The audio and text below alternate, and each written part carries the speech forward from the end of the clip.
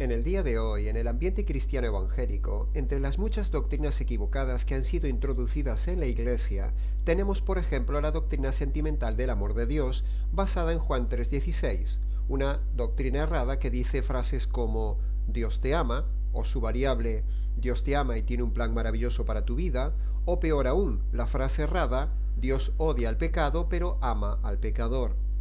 Nada de esto y similares frases tiene base bíblica, sino que ha sido un producto degenerativo de prédicas sentimentalistas y erradas introducidas en la Iglesia para ganar adeptos y no espantar miembros, pero en realidad no presentan la verdad bíblica ni el correcto carácter de Dios ante los hombres. Analicemos y demostremos entonces este punto de vista que hemos presentado.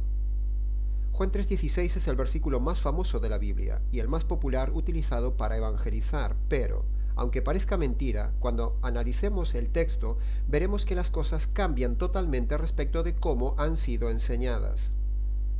Basaremos la defensa de nuestro argumento en 3 puntos. Punto 1, en la definición bíblica del amor y del carácter de Dios. Segundo, en la conjugación verbal de la palabra amor. Tercero, en el contexto bíblico. Punto primero. Antes de continuar, es imperativo decir que amar no es sentir, amar es decidir. El amor no son emociones ni sentimientos, sino que el amor, bíblicamente hablando, son decisiones. Entonces, cuando analizamos las definiciones de 1 Corintios 13 sobre el amor, vemos allí que todas esas definiciones del amor son claramente decisiones y no emociones. Por ejemplo, cuando dice que el amor es paciente, es evidente que eso es una decisión y no una emoción. Uno decide ser paciente, controlarse, dominarse y no hacer lo contrario. Cuando dice que el amor no hace nada indebido, es evidente que es uno el que decide no hacer esas cosas indebidas. Cuando 1 Corintios 13 dice que el amor no busca lo suyo, es contundentemente claro que eso es una decisión y no una emoción. Y así podríamos seguir analizando una tras otra cada una de las 15 definiciones del amor, que en realidad son 15 decisiones detalladas en que definen correctamente al amor verdadero y definen que amar es decidir. El amor son decisiones y no emociones. Por lo tanto, basados en esto, cuando ahora pasamos a analizar el atributo de Dios, de que Dios es amor, concluimos en base a sus propias definiciones del amor, que el mismo Dios es pura decisión y no un Dios emocional y sentimental como nos lo han presentado. Cuando la Biblia dice que Dios es amor, está describiendo a Dios como un Dios decisional y no sentimental, no como un abuelo bonachón que todo lo pasa por alto, que no le da importancia al pecado o que todo lo tolera. No, Dios no es así ni se ha manifestado así. Por lo tanto, con esto ya tenemos explicado el primer punto en Juan 3:16. El amor son decisiones, cosa que no han enseñado correctamente los predicadores emocionales, sino que han presentado al amor como algo sentimental, igual que lo hace el mundo, y a un Dios sentimental que no existe. Amar no son sentimientos, ni son emociones, amar son decisiones. Dios no es emocional, Dios es decisional. Dios está en continuo movimiento tomando decisiones. Como dice Juan 5:17, mi Padre siempre está trabajando y yo también trabajo. Toda esa acción de trabajo de Dios en el universo, en el mundo visible e invisible, son decisiones, no emociones. Dios no se mueve por emociones, sino por decisiones. Punto segundo. Si leemos con cuidado el pasaje de Juan 3:16, allí no dice que Dios tiene sentimientos agradables para el hombre inconverso. No dice eso. El pasaje dice que Dios tomó una decisión sufrida en el pasado, pero no que tiene sentimientos hacia el hombre perverso en el tiempo presente. El pasaje no está en conjugación verbal presente, no dice Dios te ama, ni dice Dios ama al mundo, sino que la conjugación verbal del texto está en pasado. Dice amó, como hablando de un acto pasado y acabado, no como un sentimiento consentidor, bonachón, continuo y presente sobre cada inconverso perverso. Los sentimentalistas alegan también Efesios 2:4 y Romanos 5:8 para apoyar Juan 3:16, pero lamentablemente para ellos Allí el verbo amar también está en tiempo gramatical pasado como una acción acabada, no como un sentimiento actual presente sobre el perverso inconverso.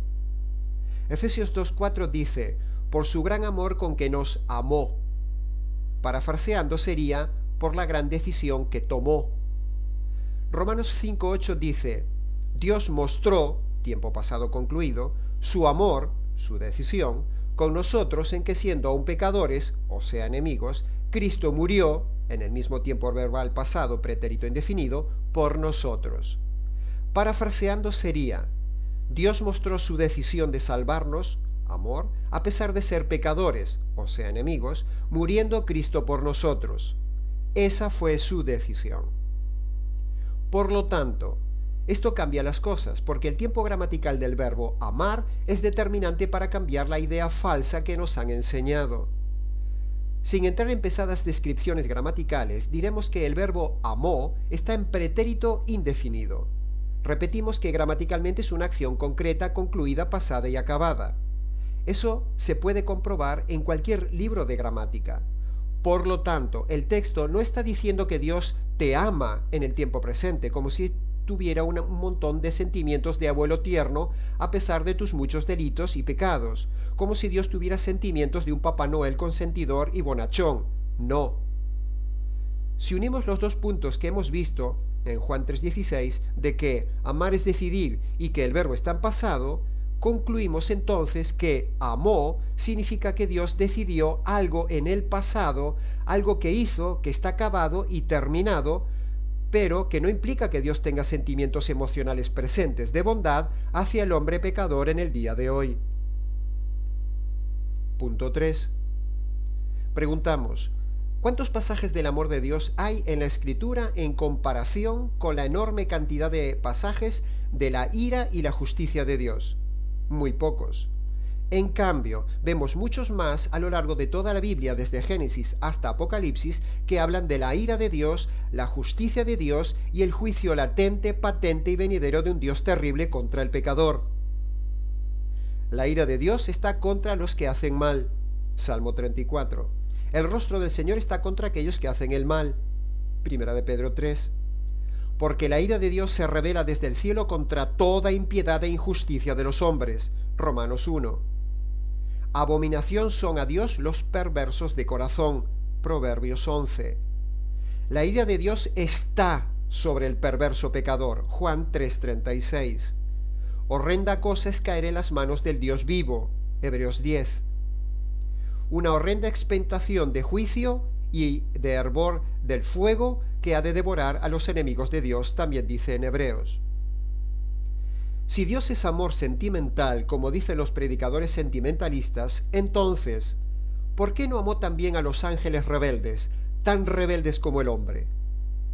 El pasaje de Juan 3:16, cuando usa el verbo amó, está diciendo simplemente que Dios tomó una decisión en el pasado a favor de un conjunto, el mundo, en contraposición a otro conjunto, los ángeles caídos, sobre los cuales no tomó la decisión de salvarlos. Esto es muy importante entenderlo porque es lo que se deduce de ese texto y no debemos olvidar la importante regla de la hermenéutica de la ley de la inferencia o deducción. Es decir, Dios decidió salvar a un grupo, el mundo, y no decidió salvar a otro grupo, los ángeles malos. Eso es lo que quiere indicar el texto corroborado por 2 de Pedro 2:4. Dios no perdonó, no amó, no decidió perdonar a los ángeles que pecaron, sino que arrojándolos al infierno, los entregó a prisiones de oscuridad para ser reservados al juicio. El pasaje de Juan 3:16 no dice que Dios ama al hombre como individuo, no dice eso. El texto dice amó, es decir, decidió por el mundo algo que al día de hoy está acabado y consumado, hecho a favor del mundo como bloque, como conjunto, pero el pasaje no habla de sentimientos hacia individuos. Decirle a una persona, Dios te ama, en el sentido sentimental, es una gran mentira. Viendo el contexto de Juan 3:16, ¿manipularemos y encerraremos Juan 3:16 en una burbuja para que diga solamente lo que queremos que diga? Porque el contexto inmediato es grave y habla de perdición, condenación. El hombre aborrece la luz, Dios es luz, el hombre aborrece a Dios. Versículo 36 dice, la ira de Dios está latente sobre el hombre. Nótese que este verbo de este versículo 36 sí está en presente continuo, en contraposición de la conjugación verbal amó de Juan 3:16, que está en pasado como un acto acabado, concreto y terminado, no como un sentimiento presente hacia el hombre malo. Le ruego que vea la diferencia de conjugación entre Juan 3:16 y Juan 3:36. En Juan 3:16 está en pasado, mientras que la ira de Dios en 3:36 sí está en presente, y todo dicho en el mismo capítulo. En conclusión de todo esto, Juan 3:16 dice que Dios tomó una decisión sacrificial, fría, pura y dura en el pasado, en el Calvario, o podríamos extrapolarlo a la eternidad pasada, pero actualmente su ira pasiva está presente sobre el hombre inconverso, perverso, de forma permanente. Precisamente todo lo contrario de lo que enseñan los predicadores sentimentalistas del día de hoy. Preguntamos a los predicadores sentimentalistas, ¿qué hacemos con los pasajes de toda la Biblia que hablan del aborrecimiento de Dios al hombre, la ira pasiva actual de Dios sobre el pecador, la justicia latente que tiene encima el pecador, el juicio inmediato que le espera al pecador? ¿Quitamos estos pasajes de la Biblia? ¿Acaso el ministerio del Espíritu Santo es convencer al mundo de amor, o más bien de pecado, de justicia y de juicio bajo la ira de Dios? Los predicadores sentimentalistas predican precisamente al revés. Cruzan los pasajes y hablan a los perdidos, a los impíos, a los perversos, con pasajes como si fueran hijos de Dios. Es decir, le hablan a perdidos como salvos y a cabras como ovejas. Todo un engaño que no escapará al juicio. Si Dios ama sentimentalmente al hombre, ¿por qué lo ahogó en el diluvio? ¿Es que Dios ahora ha cambiado y se ha hecho más sentimental que antes? ¿Por qué vemos tanta ira en el Antiguo Testamento, incluso sobre su propio pueblo? ¿Y por qué destrozará al hombre con tantas plagas y lo quemará con fuego en el Apocalipsis futuro? ¿Por qué al hombre le espera un lago de fuego y azufre si Dios es puro sentimiento de amor? Si Dios ama al hombre, ¿por qué quemó bajo fuego y azufre a Sodoma, Gomorra y las ciudades vecinas? ¿Por qué dice el Nuevo Testamento que quedaron como ejemplo de lo que vendrá en el futuro? Si Dios ama al hombre, ¿por qué lo enviará al infierno? ¿Qué está pasando entonces en el tiempo presente si vemos que hubo tanta ira en el pasado y vendrá tanta ira sobre el hombre en el futuro? Sencillo. Lo que sucede en el tiempo presente es que este es un tiempo de contención de la ira de Dios para que el hombre se convierta por medio del verdadero evangelio. Pero no que este es un tiempo sentimental de un Dios bonachón que todo lo tolera. Eso es lo que falsamente nos han enseñado los predicadores modernos sentimentales, sobre los cuales caerá precisamente la ira de Dios. Dios está tan airado hoy como lo estuvo en el pasado y como lo estará en el futuro, solo que ahora usa de paciencia porque no quiere que el hombre perezca bajo la furia de Dios, sino que alcance la salvación. La manoseada frase Dios aborrece al pecado y ama al pecador no es bíblica, es falsa, es emocional, es sentimental, es un engaño. Es una frase que se ha ido modificando hasta quedar como la famosa frase que hoy se predica en los púlpitos. Dios odia al pecado pero ama al pecador, la cual es una gran mentira. No se pueden separar las acciones del hombre, porque son intrínsecas, así que Dios ve al hombre como una unidad integral, por lo tanto sus pecados le producen rechazo del hombre. No hay disgregación entre el hombre y sus obras, todo es uno. Ningún juez en la tierra castiga el delito y deja libre al delincuente, sino que todo es uno, delito y delincuente. De hecho, la Biblia habla de que juzgará al hombre según sus obras. No dice que juzgará las obras separadas del hombre. No podemos separar a la persona de sus acciones. Lo que el hombre hace revela lo que el hombre es. Por lo tanto, si Dios aborrece las obras perversas del hombre, Dios aborrece por lógica también al hombre. Es de sentido común y pura razón El resto es herejía sentimental. El Salmo 7:11 dice que Dios es juez justo. Si Dios es juez y es justo, que lo es, entonces no puede perdonar al hombre, porque si lo hace se convierte en injusto. ¿Dónde vemos en este atributo el sentimentalismo amoroso de Dios? Josué 24 dice que Dios es santo. Si Dios es santo en su naturaleza, que lo es, no puede aceptar la naturaleza inmunda del pecador. Son incompatibles. ¿Dónde cabe aquí el sentimentalismo de los predicadores del día de hoy? Isaías 40 dice que Dios es eterno. Si Dios es eterno, que lo es, el hombre merece un castigo eterno por ofender a un ser eterno. Si Dios es sentimental y amoroso, y tiene un plan maravilloso, ¿por qué se habla de castigo eterno en la Biblia? Lucas 18 dice que Dios es bueno. Si Dios es bueno, que lo es, entonces tiene que rechazar automáticamente al malo. Son naturalezas opuestas. ¿Cómo se compagina esto con la prédica sentimental del día de hoy? Conclusión. 1 de Juan 4:8 dice, Dios es amor. Sí, pero si Dios es amor, en el sentido sentimental de los predicadores de hoy, entonces sentimentalmente también tiene que odiar al hombre porque el hombre es malo. En cambio, si Dios es amor en el sentido decisional bíblico, entonces Dios debe decidir castigar por justicia al hombre.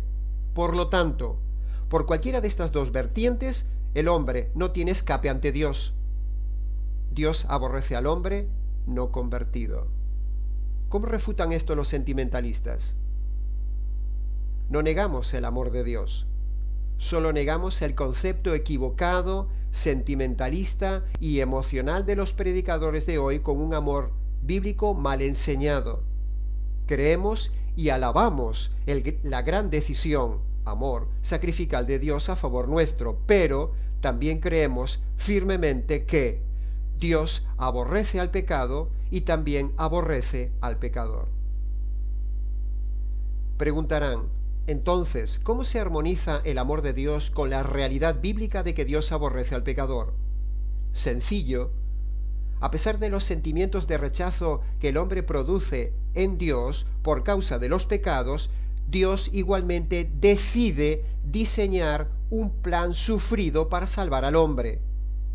Esa decisión fría, consensuada, calculada y trinamente decidida, desprovista de todo sentimentalismo en Dios, consiste en decidir destrozar en la cruz a su Hijo bajo la ira de Dios que merece el hombre, para así hacerse justicia de las injusticias del hombre y con esa descarga de la ira y de la justicia de Dios quedar totalmente satisfecho para ahora sí poder perdonar a todo hombre que se acerque a él reconociendo sus pecados y lo que sucedió en la cruz. Todo aquel que reciba, crea este plan decisional de salvación de Dios, pasará de ser un perverso y aborrecible enemigo de Dios a ser hijo de Dios. Cuando el hombre decide recibir la decisión de Dios, Dios decide recibirlo como hijo de Dios. ¿Quieres ver la ira de Dios sobre el hombre? Mira a la cruz. La mala noticia. ¿Quieres ver el amor decisional de Dios? Mira a la cruz. La buena noticia. Dios no es sentimental. Dios es decisional.